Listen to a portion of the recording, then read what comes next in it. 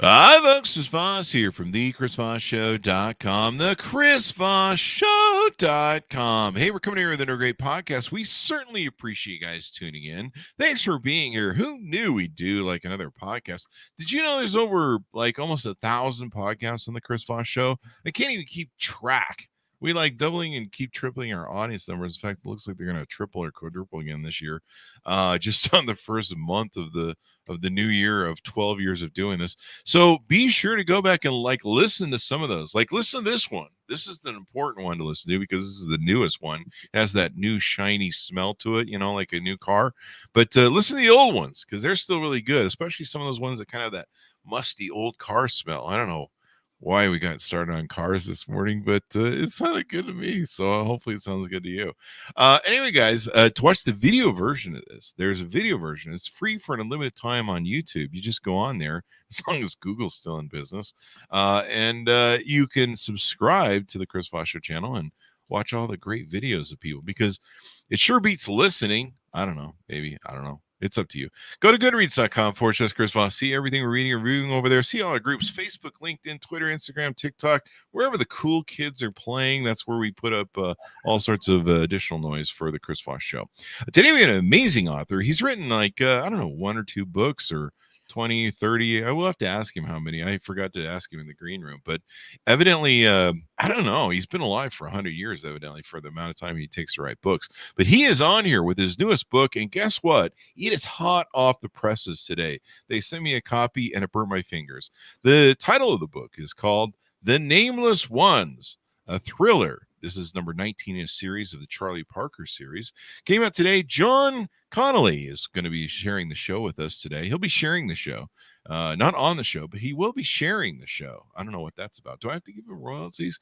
Anyway, guys, he is the author of the Charlie Parker series of thrillers, the Supernatural Collection Nocturnes, the Samuel Johnson trilogy for younger readers, and Chronicles of the Invaders series. He lives in Dublin, Ireland.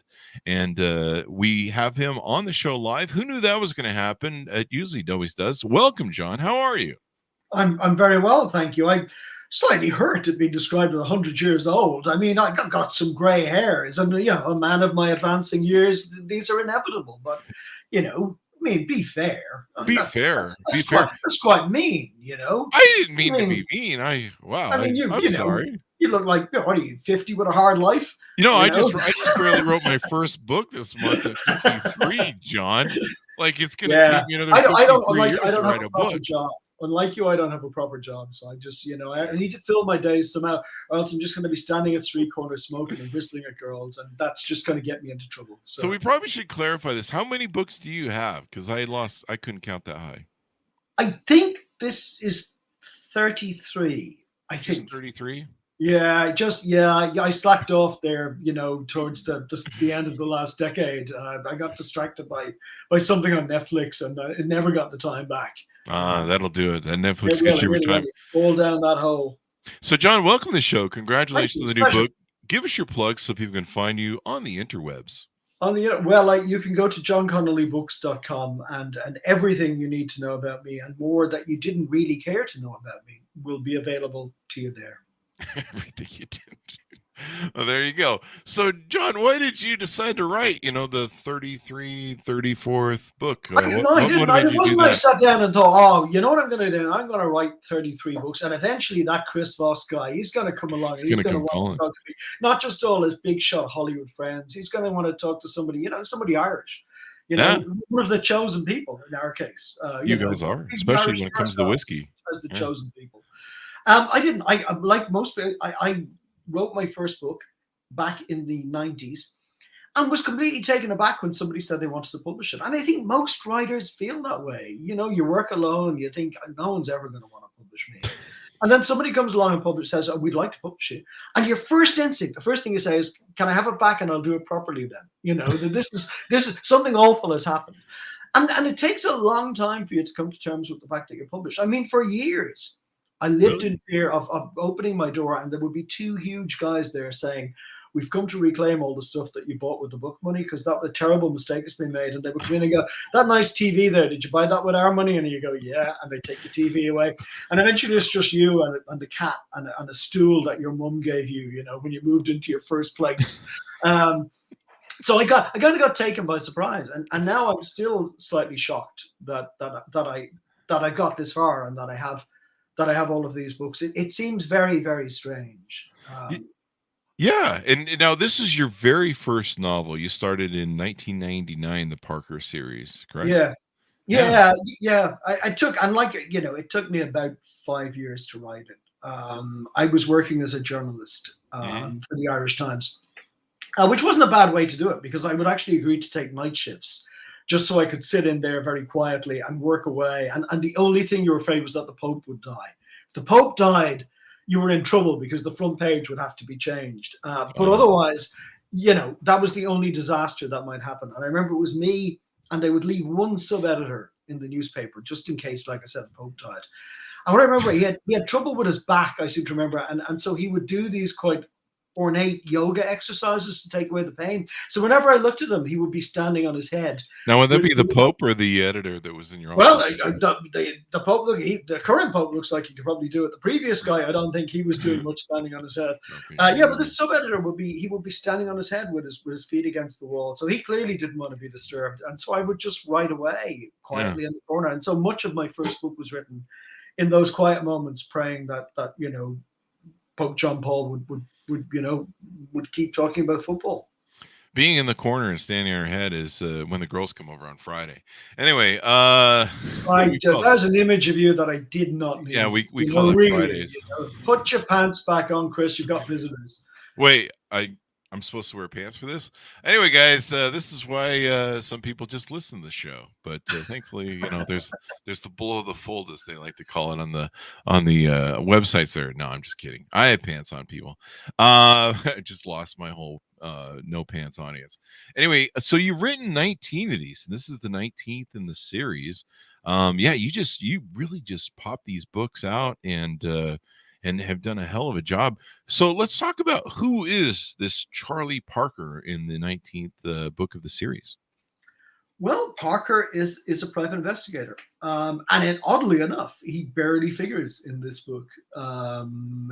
Much of this book is given over to, he has two acolytes, two colleagues called Angel and Louis. And this is really their book. I've always liked globe-trotting thrillers. You know, those thrillers where suddenly they're in France and the next minute they're in Spain and they're hopping off airplanes. And I'd always wanted to write one.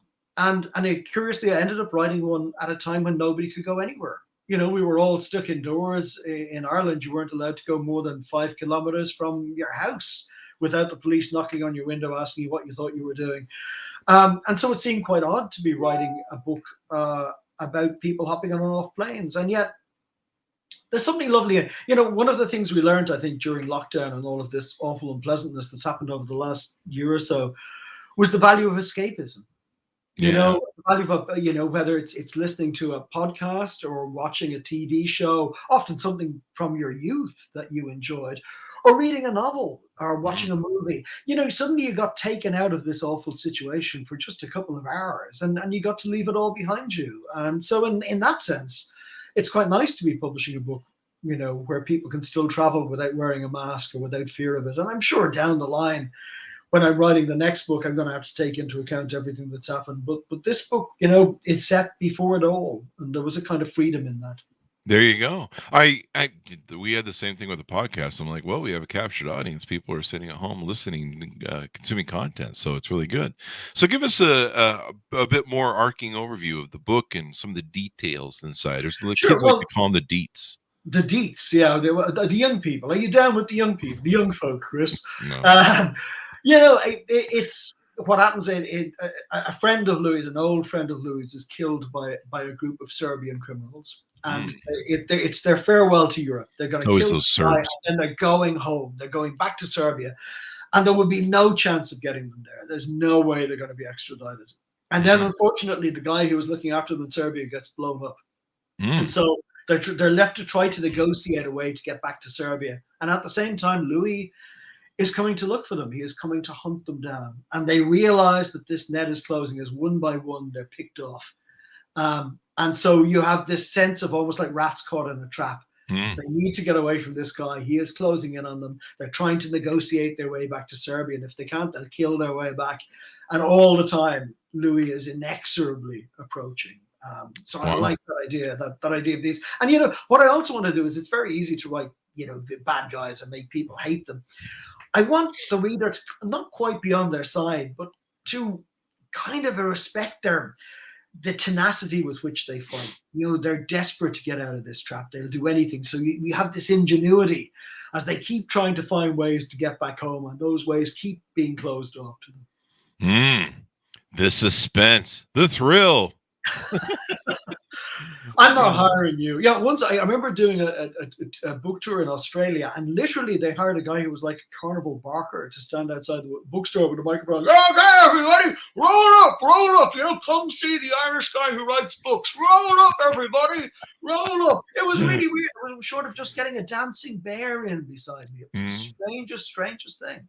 Well, the thing about novels is I can never ask you what happens at the end. Like if it's a political nonfiction author we have on, I always joke with them. I go, "What happens at the end?" And they're like, "Trump gets impeached." So give us some more tidbits. Give me some juicy teasers, if you would. Juicy teasers. Well, yeah, you know, one of the things I had to do, curiously, was, I can't write about places I haven't been. I'm not that really imaginative. I need to go. So what it involved was obviously going to Serbia, which is not a country that actually is big on the tourist trail on this side of the world. A lot of Russians and Eastern Europeans go to Serbia.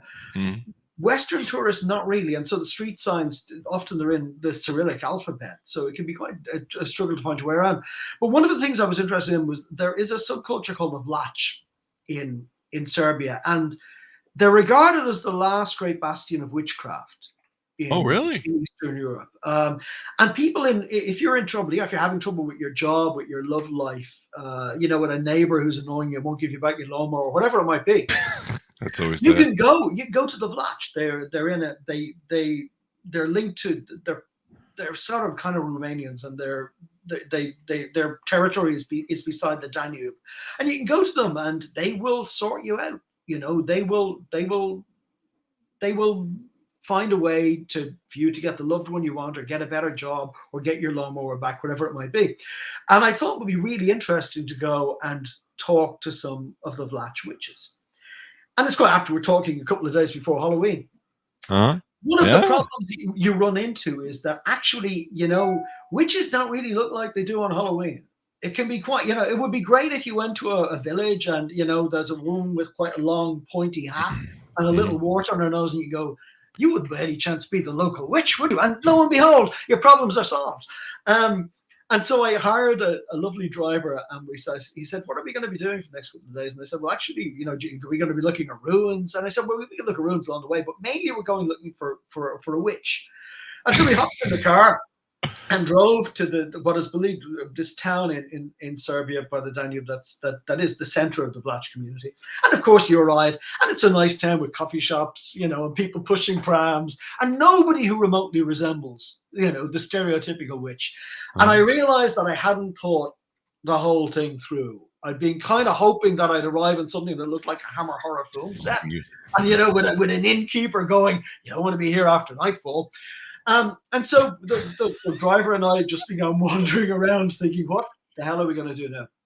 And we found a museum that wasn't open, but had a sign on the door saying, if you'd like to visit the museum, ring the doorbell and somebody will come. So we rang the doorbell, and a lovely lady came along, and she only spoke Swedish and Serbian, okay? Neither of which I'm very fluent in, okay? By which I mean I don't speak Swedish or Serbian. But the driver thankfully spoke a little bit of English and a lot of Serbian. And so then she showed us around the museum, and she said to us, well, what are you doing here? And he said, well, the guy over there, he'd kind of like to meet somebody from the Vlach who knows a bit about witchcraft.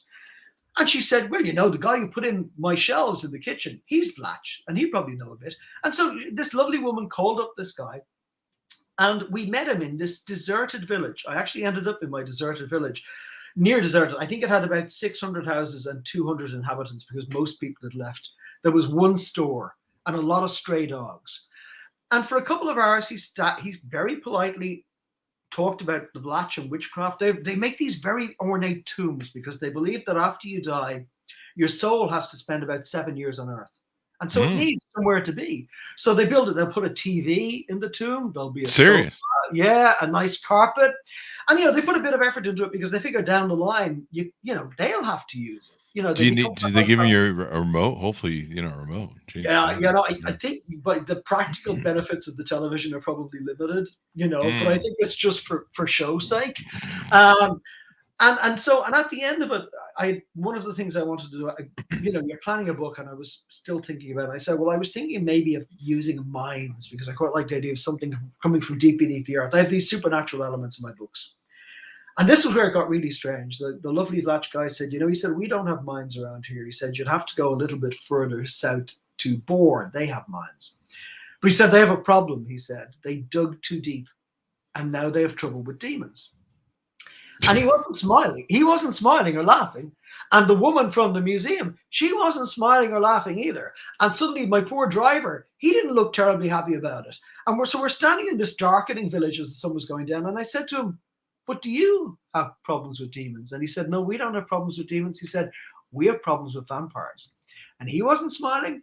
And the lady who was with us wasn't smiling. And the driver certainly wasn't smiling. We looked at each other and thought, I think we're about done here. Thanks very much. We're going back to Belgrade. And it seems, talking about it, those myths persist there. And this is Carpathia. This is where Dracula was set. Yeah. And when you're in a Carpathian village and the sun is going down in winter and somebody is telling you, I think we have problems with vampires, you're inclined to take the man's word for it. Yeah, I mean, I'd be like, maybe we won't go out to dinner tonight. Maybe we'll cancel the picnic. Those woods, they look lovely. I don't want to find out. Those woods are lovely, dark and deep, to quote the poet. But, it didn't seem like a good idea. But it was fascinating. Those folk beliefs were really persistent there. Now, I don't know what this guy thought a vampire was or what precisely the nature of the threat would be. But, I didn't want to hang around and find out, quite frankly. Whoa. I've never, I'm pretty well, I know a lot of stuff. I know a lot of stuff. I have never heard of this, and I've been Googling it as we've been talking. This is extraordinary. Yeah, it's how distant we've become from a lot of these belief systems. In Western Europe, we kind of go, we've got our cities, and we don't even trust folk medicine as much anymore because a lot of this is kind of folk medicine. One of the things that really curious things was that the lady from the museum said that when her mother died, the Vlach witches, the Vlach lady, you don't call them witches, but essentially that's what they are. They would come along and stand around the coffin because one of the beliefs is that if let's say you're having a problem with your neighbor, the lawnmower guy, okay? If you can go around to his house and take something of his, let's say you take his pocket handkerchief, you get a lock of his hair, you take one of his keys, and if you drop it in a coffin and then the coffin is sealed and buried, a couple of days later, that guy's going to die. Okay, it's a really, if you really wanted that lawnmower back and you were getting really sick of sending around to it. And so quite often what will happen is that the Vlach, you will engage some of these ladies to mind the coffin, just to ensure that nobody who has a grudge decides to interfere with it and stick something in the coffin. Wow. I was just thinking, and suddenly that seemed like, because in Ireland we still have wakes occasionally, and I'm thinking, well, that's a really good way to get back at somebody to kind of go. And the other thing is, if you did it and then said afterwards, that lawnmower you didn't give back to me. Remember when I came around to your house and you couldn't find, your favorite bottle opener? Mm-hmm. It's in my dad's coffin with him. And pretty soon you're going that way. I suspect that what it would do to your nerves, even if you didn't quite believe it, I suspect that you'd be quite uncomfortable afterwards. Definitely. Note to self: return the vice grips to the neighbors. Little McDonald homage there. Dude, I've been reading so I thought I knew a lot. I've been reading as you've been talking, and here's a Reddit thread that says one of their ritual practices of the Vlach witches, they bathe dead bodies, then use the water to make coffee. Yeah, I can't. I don't know. I think there's quite a lot of kind of stuff said about them that isn't entirely It's like true. You know, that coffee thing sounds a bit dubious, to be it perfectly honest. sounds they take the But the other palace- stuff is certainly. I mean, my driver when we were driving said, yeah, that he had neighbors who had gone to consult with the Black Witches when they were having just trouble with a job, you know, or your love life, and they'll give you a potion, or they'll say a set of prayers for you, because it is a mix of Catholicism and some slightly older belief systems that have moved in together. But it's one of the pleasures of doing research. Yeah. You know, had I sat at home and don't look at a Reddit thread, or, you know, decided to make stuff up, those little grains of truth wouldn't have made their way into a book. And one of the things about readers is that they have a very good ear for what's rubbish.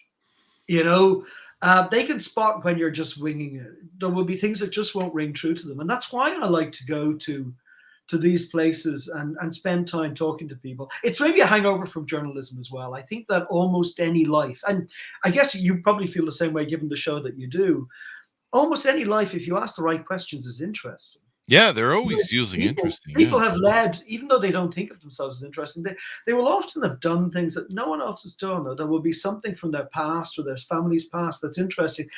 And you just have to give them the time to talk about it. And if you do that and listen, you'll learn stuff. You'll come out with interesting stuff. Yeah, I'm going to be like, after you get off the show, I'm going to be the next 4 hours. I'm just going to cruise the internet looking at Vlach Witch stuff. This is pretty wild. And the next time someone's live on your show, you're going to offer them coffee, and they think, I don't think so, Chris. Yeah, I don't. In fact, I'm probably going to. This is coffee made from my own sweat. Yeah, this is probably going to happen. Well, that's normal. That's Thursdays around here. Make their talismans from the hair of illegitimate children, and they slip it into water to bathe a blind cat, thus making their husbands blind to cheating husbands. So how much? What did you use some of the Vlach Witch magic in the book? No, just I like the backdrop to it. There is a character called Zoria in the books. Who appears to be a child, but when you get quite close to her, you can see she's actually just something much, much older. And so a little bit of that, not necessarily the Vlach stuff, but some of that folk history fed into it. And I like giving the books those textures. Like I said to you, my books all have a little element of the supernatural to them. And that may come, being perfectly honest, from being Irish. Irish people have always been very comfortable with that notion. You know, most crime novels, certainly American crime novels, are very rational. You know, they deal with there's a murder, there's an investigation, there's a killer, there's a solution. And I've never liked those supernatural elements, by and large, apart from maybe somebody like James Lee Burke. In Ireland, we're quite comfortable with keeping the rational and the anti-rational side by side. We're a Catholic country. It's hard to be Catholic and entirely rational. You know, you have to allow a little bit of leeway for the strangeness in life. And I suppose that's why, even though my books are set in the United States, I've spent a lot of time there. I've worked there. I have a house there. I pay some taxes there. The little Irish part, that fascination with the darkness, with the strangeness of the world, creeps into them and makes them a little bit different, I think. Well, you write thrillers, so it probably makes them a little bit more juicy and, you know, gives them. Yeah, I just don't want to write a straightforward thriller. And I wouldn't be able to. There's something just slightly bent about me. If you gave me a skewer, it would turn into a corkscrew, probably. You know, that I like that idea of giving. And, you know, if you want to read very straightforward thrillers, there are plenty of them out there. There's no shortage of them. Yeah. There are perhaps fewer books that mix it up a little bit. There you go. Anything more you want to tease out on the book? No, I think if you give away any more, I think. Yeah, that's the. You know, this stuff that people can find. What I do think, I often think a lot of people, what strikes me, a lot of people want to write. I think what people are often curious about is how people write. And I don't really give workshops, so everything I know about writing, I can tell you in about 2.5 minutes. Really? But it will be reasonably valuable, I think. It's the only things I know. The first is that like I said, I've published 33 books now, and the 34th and 35th are on their way. Every one of them, I've wanted to throw it away after about 20,000 words. Every single one of them. And I think that's quite natural. And I think people who are trying to write sometimes forget that. What happens is about 20,000 words into something, I'll think, God, this isn't very good. And no one's going to want to read it. And I don't know where it's going. And there's a plot. And at that moment, a little voice in your head comes in and goes, I'm the shiny new idea. And if you get rid of that as a false start and come with me, everything will be fine. This is like, don't worry about that one. And so you start with the shiny new idea and everything is great. 20,000 words into that, you want to throw it away again. And so doubt is part of the process. I think it was Ray Bradbury who said writers are people who finish things. And I think somebody else said that professionals are amateurs who finish things. And that's true of anything in life.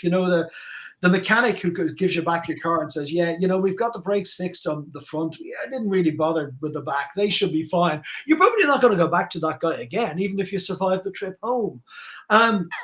So the thing is, the really difficult thing, whether you're writing a poem, a short story, a novel, whether you're starting a song, whether you're doing a painting, is that the minute you write the first word or the first note or apply your paintbrush to the canvas, you have to commit to finishing. You have to commit to writing the last word, to finishing the song, to writing the story. Because every person is born with a limited amount of creative confidence. And every time you abandon something, you chip away a little piece of that confidence and you never get it back again. It never comes back. So finish what you start, but know that doubt is part of the process. And now, if you would send all of the checks care of the Chris Voss Show, make sure you spell my name right. The bank is really, really fussy about that. And I guarantee you, and we'll send you on a little latch token as well somewhere along the way. There you go. That's going to help you too. A little latch token. There you go. I don't know. I'd be afraid to keep carrying that thing around. What if it turns on me? I was reading some of the stories. It's like the whole world has opened up to you that you didn't really want to know about. Thankfully, I had a lot of author friends because I could have used that when I wrote my book recently, and my first book. And I think I was about 50,000 words in, and there were two moments. I think the worst part was in the editing where I was ready to throw it out the window. But I think it was about 50,000 words. And I was calling all my friends going, you know what? F this thing, F all of it. I'm throwing it all away. I'm going to go do something else. And my friends were all like, no, this means you're almost there. And I was like, what? And they're like, yeah, the fact that you want to quit and throw it all away and it's all garbage. This is the sign that you're almost there. And I'm like, it is kind of counterintuitive. Yeah. Because it's you end up in the weeds in the middle of it. The first 10 or 20,000 are quite easy, relatively speaking. Yeah, that was easy. The 35,000 words. Yeah, but then I guarantee you, it's well done to get to 50,000 before you felt that way. Most people kind of hit the wall. It's like the wall in marathon running. Yeah. That thing where you hit about 20 miles, you think, I can't do this. And then that's the point at which a lot of people drop out and probably never run a race again.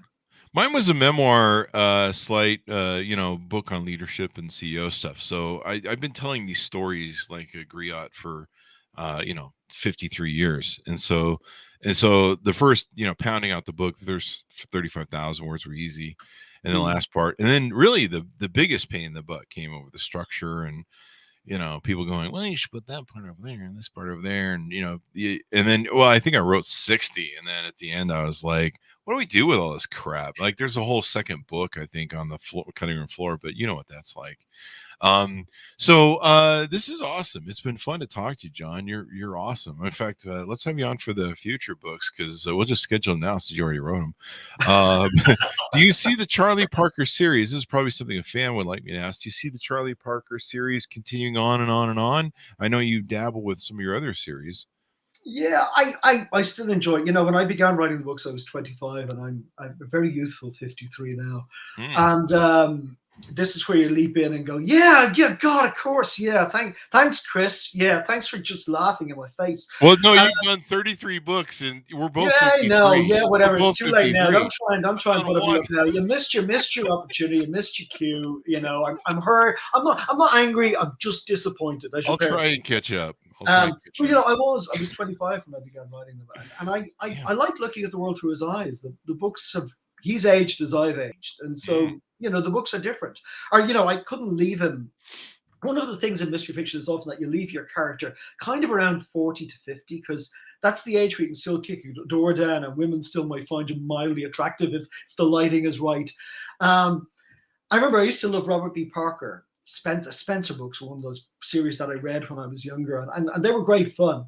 But Spencer never really seemed to get old. And, and Robert B. Parker was writing these novels for like 50 years. So, there would be discussions between Spencer and his girlfriend in the 1990s or 2000s about whether they should have a child. And you'd hang on a second, you served in Korea and you were dating her then, but it's not going to happen now. That's barren ground. You'd be lucky. No amount of Viagra is going to help you in that situation. So get a dog. And so I kind of tried to let Parker get older, and so the books have changed a little bit as a result. But yeah, I still like doing them. What would I do? I don't have any skills. I don't. I don't think I can do. You do have some skills. You've written 30 books. Yeah, but other than that, my dream. At one point when I was younger, I wanted to be a vet, but then I thought I'm going to spend most of my time. I thought being a vet would be lovely because I used to watch Creatures Great and Small, that TV series. I'll be riding around the Yorkshire Vales, patting dogs rather than having my hand halfway up a cow's arse. And then I thought, actually, that's probably not going to be something I want to do. So I can either write or I can live on the streets. Well, I mean, or both. I mean, or I can live with you. I think there's some writers that do that. that. I think there's some writers that do that.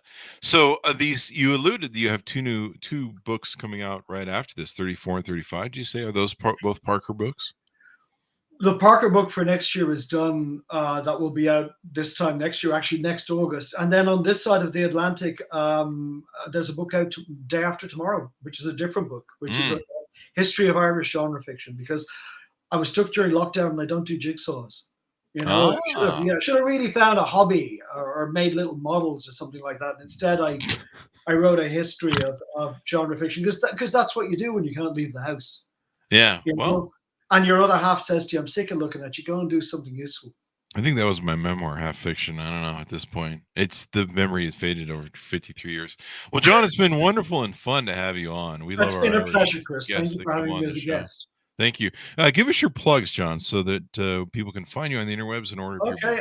You can find me at johnconnellybooks.com is the website. There's a contact John through that. And I'm on Twitter at John Connolly Books and at J Connolly Books. And I think I'm on Facebook, but I don't tend to look at Facebook because Facebook is really bad now, as we've all decided. Yeah. So, yeah, if I'm on Facebook, I'm really sorry. No, it's still good. I mean, whatever. Hopefully they'll do something with that Zuck guy or something.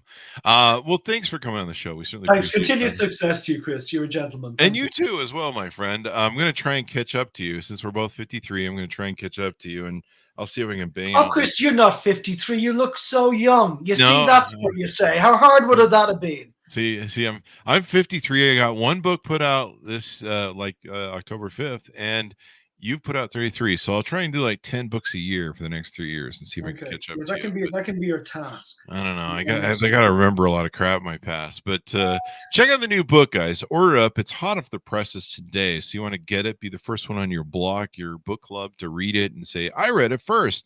The Nameless Ones, a thriller, number 19 in the Charlie Parker series, is out today. You can pick that baby up internationally or wherever fine books are sold. To my audience, go to youtube.com/Chris Voss. See this fun interview for free for an unlimited time on YouTube. Hit the bell notification button. Go to goodreads.com/Chris Voss. See all the groups on Facebook, LinkedIn, Twitter, Instagram, all those places where all the crazy kids play. Be good to each other. Stay tuned, and we'll see you guys next time.